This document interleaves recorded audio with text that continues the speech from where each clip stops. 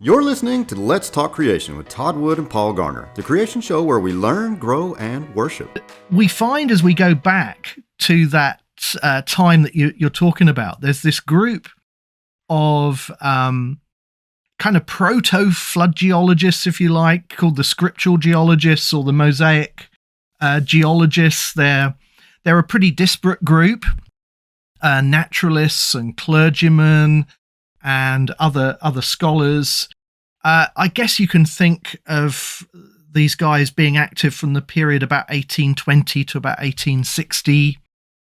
Some may have operated a bit outside of that time, but they're essentially reacting to the new theories that were emerging in geology. Now, the science of geology was quite a young science. So geology was, we'd had the theories of Hutton and Lyell, the theories of uniformitarianism, Hutton in the 1780s. Lyell was popularizing these ideas in the 1830s. And the scriptural or the Mosaic geologists were kind of reacting to those conventional ideas that were emerging in geology. The idea of an immensely long history to the Earth, the idea of uniform processes operating at similar scales and intensities and rates, back through the Earth's past. And the scriptural geologists, they had a lot in common with modern creationists. They regarded Genesis as a reliable historical account.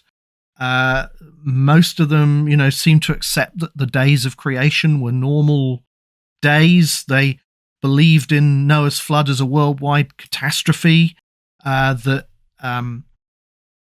had formed at least part of the geological record in the crust of the Earth.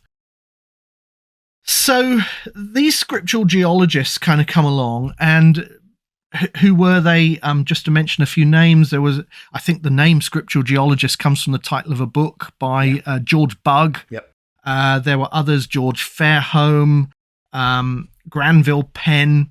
And if you want to read more about them, Terry Mortensen wrote this book. It's actually based on his PhD thesis, The Great Turning Point, and he looks at a number of these scriptural geologists. And they were basically opposed to the long geological ages that were being proposed by Hutton and Lyell. They felt that a very different approach to geology was required that would take into account the reality of creation and particularly the flood. Thanks for listening to this episode of Let's Talk Creation. For more information, visit us at letstalkcreation.org, where you'll find an archive of past episodes and all our show notes. If you'd like to leave a comment or make a suggestion, you can find us on all the major social media platforms. Let's Talk Creation is brought to you in the U.S. by Core Academy of Science and in the U.K. by Biblical Creation Trust. As a listener-supported ministry, we are grateful for all of your financial support. Find out how you can make a contribution at our website, letstalkcreation.org. Also remember to like, subscribe, and share this episode with your friends. Thanks, and see you next time.